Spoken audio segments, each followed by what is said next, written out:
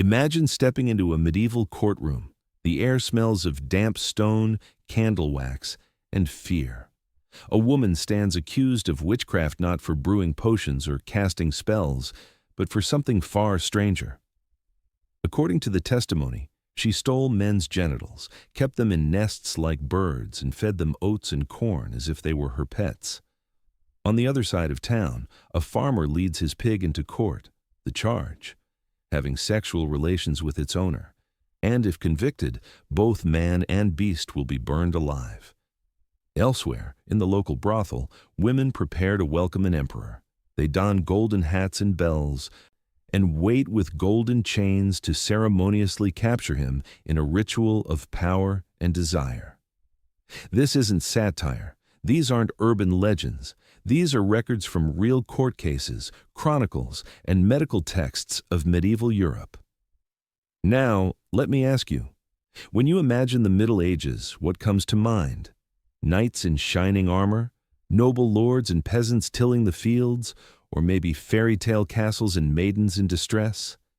What you rarely imagine is this: a society where sex was one of the most tightly controlled, most feared, and most bizarrely regulated aspects of life. A society where the church dictated when you could or could not touch your spouse, where doctors prescribed orgasms as medical treatment, where courts demanded couples prove their virility by performing intercourse under supervision. And yet, this isn't a comedy skit. These were serious matters: life, death, salvation, and damnation. Sexuality wasn't private in the Middle Ages. It was public, politicized, and punished. Here's the strange thing. In some ways, we've come very far from that world. But in other ways, maybe not. Think about it. Even today, questions of sexuality and morality can divide nations, split communities, and spark heated debates in courts and parliaments. Medieval people dressed their fears in myths of witches and wandering wombs. We dress ours in modern language legal battles over reproductive rights, public scandals about morality, or online shaming campaigns. Different stage, same drama. So today we're going to pull back the curtain on a side of medieval Europe that most history classes never mention. The scandals, the strange laws, the rituals, the punishments. Some of it will make you laugh, some of it will horrify you, and all of it will reveal just how fragile and how absurd human attempts at controlling desire can be. As we move through this journey, I want you to think about one question. If future historians studied our own time, what would they find just as ridiculous, just as cruel, just as hypocritical as we now find the Middle Ages? Welcome to the secret world of medieval sex. If there's one institution that had the final word on sex in medieval Europe, it was the Catholic Church. Forget kings and queens. The true ruler of the medieval bedroom was the priest. The church issued strict calendars regulating when a married couple could and could not have intimacy. And these rules were far from simple. Sex was banned on Sundays because it was the Lord's Day, on Fridays to honor Christ's crucifixion, during Lent, the 40 days before Easter, during Advent, the weeks leading up to Christmas, on holy feast days, and, according to some clerics, even while a mother was breastfeeding. When you add up all the off-limits days, nearly half the year was restricted. Imagine living under that schedule. You'd practically need a chart just to figure out when it was safe to approach your spouse. Let me ask you, how would modern couples react if a calendar told them when they could and couldn't be intimate? Would it bring people closer to God or just closer to frustration? The irony is, while couples were punished for breaking these rules, enforcement was nearly impossible. There were no bedroom cameras, of course. Instead, it was often left to confession, gossip, and sometimes humiliating trials. Priests encouraged people to report on neighbors, and shame became a weapon as powerful as any sword. And it wasn't just about the timing. Even when sex was technically allowed, there were restrictions on how. Only one position, the missionary, was considered acceptable. Anything else was labeled sodomy, even between husband and wife, and could lead to years of fasting as punishment, even worse. Pleasure itself was frowned upon. A French bishop once fined couples for embracing too long, arguing that lust contaminated holy marriage. Imagine being fined for hugging your spouse too passionately. Now, stop for a moment. Think about how societies today still police desire. Some countries outlaw certain sexual practices between consenting adults. Others ban books, movies, or even apps because they challenge ideas of morality. Doesn't it sound strangely familiar? And here's the paradox. The more the church tried to restrict sexuality, the more it created a world obsessed with it. People kept diaries of their confessions. Priests preached endlessly about sins of the flesh. Manuals were written cataloging every forbidden act in excruciating detail. In a sense, the church produced its own medieval version of, let's call it, forbidden literature. So here's the question for you. By making desire taboo, did the church protect people's souls, or did it actually plant the seeds of obsession? And when we look at our own world today, filled with censorship, scandals, and moral outrage, are we really that far removed from the Middle Ages? If the church ruled morality, medicine ruled the body. And in the Middle Ages, medical knowledge was a strange mix of classical ideas, superstition, and creative guesswork. Doctors at the time firmly believed that women could not conceive unless they experienced orgasm. In other words, if a woman became pregnant, it was considered proof that she must have enjoyed it and therefore consented. Imagine the horror this created in cases of sexual assault. Courts could and did dismiss victims simply because they were pregnant. A 15th century case in Ireland saw a woman forced to marry her rapist, while the law declared she had not been violated at all. Let me ask you, how different is this from when modern courts still struggle with the meaning of consent? When victims are asked what they wore or whether they resisted enough, it's a reminder that bad science often just reinforces bad law. And then there was the infamous diagnosis of hysteria. Medieval medicine claimed women's wombs could wander around their bodies, causing fainting, madness, and all sorts of ailments. The cure: sexual release. Some physicians prescribed orgasms as therapy, sometimes performed by midwives. As bizarre as that sounds, this belief later inspired the invention of one of the first mechanical vibrators in a medical context.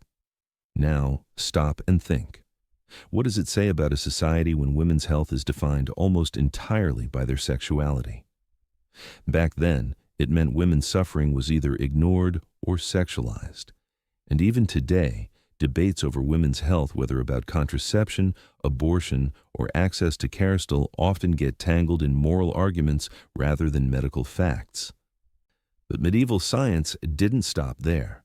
Some believed that a man's virility could be tested publicly. Couples accused of infertility were sometimes forced to undergo a humiliating trial known as a bed test. Picture it. A group of older women sitting around a bed, watching as a husband was expected to prove his ability to consummate the marriage. If he failed, his shame spread across the entire city. In one famous Paris case, a man was declared impotent in front of a crowd, only to father children years later. It's shocking, but also oddly human. When faced with problems they couldn't explain, infertility, miscarriages, women's illnesses, medieval people reached for the tools they had: shame, ritual, and spectacle. And don't we sometimes do the same? When modern medicine falters, people turn to miracle cures, conspiracy theories, or internet gurus. Different century, same desperation. So here's the question. Will people 500 years from now look back at our medicine with the same disbelief? Will they laugh at how we handled mental health, fertility, or sexuality? History has a way of making today's certainty look like tomorrow's superstition. If medicine tried to explain sex, the law tried to control it. And medieval courts turned sexuality into a public spectacle unlike anything we see today. Take the infamous animal trials. Pigs, goats, even horses could be accused of committing sexual crimes with humans. These animals were dragged into courtrooms, assigned defense lawyers, and tried just like people. Sometimes they were convicted and executed alongside their owners, burned, hanged, or drowned. Other times, they were acquitted. That's right. Medieval justice sometimes found a pig not guilty. Now, think about that. On one level, it sounds ridiculous. On another, it shows how deeply people projected human morality onto animals. Do we really think we're so different? Today, we put dogs down for biting or punish owners instead of animals. We still wrestle with the idea of assigning responsibility where it doesn't really belong. But the strangest trials often involved humans themselves. In cases of impotence or infertility, couples could be subjected to the humiliating trial by bed. Picture this: a husband and wife forced to perform in front of witnesses, often older women, while judges determined whether the man was virile or not. The results could ruin reputations for life. Imagine being declared unfit before an entire city, only to later prove the court wrong. And then came the punishments. Adultery might cost you a nose or an ear. The logic was brutal. If your face was scarred, everyone would know your sin. In other cases, women accused of promiscuity might be forced to parade naked through the streets. Shame wasn't just personal, it was a public sentence. Homosexuality was met with even harsher violence. In Venice, men accused of same-sex relations were drowned in a special lagoon. In Florence, an entire police unit, the so-called Night Watch, investigated and arrested thousands of men. At one point, nearly half the city's male population was under suspicion. So here's the question: why did medieval society fear sexuality so much that it turned into law, trial, and punishment? Was it really about morality or about control? Think about it. Even today, laws about sex vary wildly. In one country, something might be considered normal, while in another, it's a crime. Modern society still debates what counts as obscenity, what is natural, and what should be punished. Maybe the Middle Ages aren't as distant as they look. What strikes me most is how much theater there was in all of this. Trials weren't just about justice, they were performances. Everyone watched, everyone learned the lesson. Step out of line, and your body, your reputation, your very life could be destroyed. And isn't that the essence of control? Not just punishing individuals, but creating fear in everyone else who watched. So ask yourself, how much of today's justice system, public trials, media scandals, viral shaming still serves that same purpose? Are we really so different from a medieval crowd watching a pig stand trial? If you wanted to see medieval hypocrisy in its purest form, you didn't need to look far. All you had to do was step into a church sermon on Sunday morning and then follow the same priest to the brothel that evening. Yes, despite the endless preaching on chastity and purity, prostitution was not only tolerated in many medieval cities, it was taxed. The very institution that condemned sex outside of marriage turned it into a source of revenue. In some regions, up to 1/3 of priests paid an annual fornication fee. And here's the wild part. The payment was recorded in the same books as baptism fees and funeral donations. So while sermons thundered against the sins of the flesh, the church quietly profited from them. Doesn't that sound strangely modern? Think of how governments today profit from things they publicly condemn: alcohol, gambling, even pornography. Sin, it seems, can always be turned into a business. But the contradictions didn't end there. Brothels weren't just tolerated, they were often located near universities because it was believed young men needed an outlet for their desires. Imagine studying theology by day and then visiting the local red light district at night, all under the silent approval of civic leaders. And then there were the scandals in monasteries and convents. These were supposed to be places of holy purity, yet stories abound of priests, monks, and nuns caught in affairs. Some accounts are so grim they're difficult to believe, like the case of a young nun who, after becoming pregnant, was forced into a grotesque spiritual cleansing involving violence against her lover's body. Medieval society twisted cruelty into penance. Now, pause for a moment. Doesn't this reveal something universal about human nature? When rules are impossibly strict, people will break them in secret. And when authority tries to hide those secrets, hypocrisy grows. Let me ask you, do you think our modern world is any less hypocritical? Politicians who campaign on family values are caught in scandals. Public figures condemn what they secretly indulge in. Medieval Europe may have worn robes and crowns, but the game of morality and hypocrisy hasn't changed much. But here's the twist. Even as the church and civic leaders condemned sexuality, they couldn't stop talking about it. Manuals were written detailing forbidden acts, confessionals filled with whispered secrets, entire books cataloged sins in such detail that they read like manuals of desire. By trying to control intimacy, the authorities may have only fueled an obsession with it. So here's the question for you, watching today. Does suppressing desire actually create purity, or does it just create shadow markets, hidden behaviors, and double lives? Medieval Europe shows us what happens when public morality and private hypocrisy collide. And if we're honest, maybe we don't have to look very far to see echoes of the same thing in our own time. By the late Middle Ages, something terrifying began to take shape, the fusion of sexual anxiety with superstition. When ordinary fears were mixed with religion and rumor, the result was hysteria. And that hysteria often turned deadly. One of the strangest accusations leveled at so-called witches was genital theft. Yes, you heard that right. Inquisitors genuinely believed women could magically steal men's genitals, hide them in nests like birds' eggs, and feed them as if they were pets. This wasn't metaphor, it appears in serious trial records, written down by men who thought they were recording fact. Why would anyone believe such things? Because sexuality had already been cast as dangerous, sinful, and out of control. Fear needed an enemy, and witches became the perfect scapegoats. Every unexplained impotence, every marital problem, every scandal could be blamed on some poor woman in the village. Think about that for a moment. In times of crisis, societies often look for scapegoats. During plagues, earthquakes, or crop failures, medieval people turned to accusations of sexual sin. They claimed epidemics were punishment for fornication or homosexuality. Even the powerful Knights Templar were brought down, in part, by fabricated charges of sexual deviance.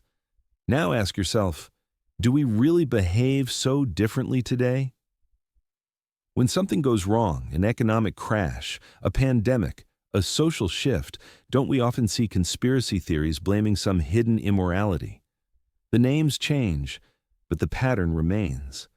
The witch hunts remind us how fear distorts reality. Imagine being a woman in the 15th century. You live under laws that already control your body, your marriage, even your health. And then, at any moment, your neighbors could accuse you of the most absurd crimes, and the court would take it seriously. No evidence required, only suspicion. Let me ask you, do you think superstition is truly gone, or has it just evolved? Today we may not burn witches at the stake, but conspiracy movements spread online with incredible speed, targeting groups and individuals as evil or corrupt. Doesn't it sound eerily familiar? The obsession with sexual sin, witches, and demonic powers was more than just paranoia. It was about control. By hunting witches, authorities reinforced their own power. They convinced ordinary people that only the church could protect them from these threats. Fear became a tool of governance. And here's the chilling part. When sexuality becomes something to fear, societies don't just limit intimacy, they weaponize it. They turn private desire into public danger, and neighbors into informants. The witch hunts remind us that once fear takes hold, logic disappears, and the people who suffer most are always the powerless. So, what have we uncovered in this journey through medieval sexuality? A world where intimacy was never private, where courts staged humiliating trials, where the church dictated calendars of desire, and where superstition could turn ordinary people into monsters or victims. At first, it might all seem absurd. Animal trials, genital theft, priests preaching chastity by day and visiting brothels by night. But once we look closer, the picture becomes darker.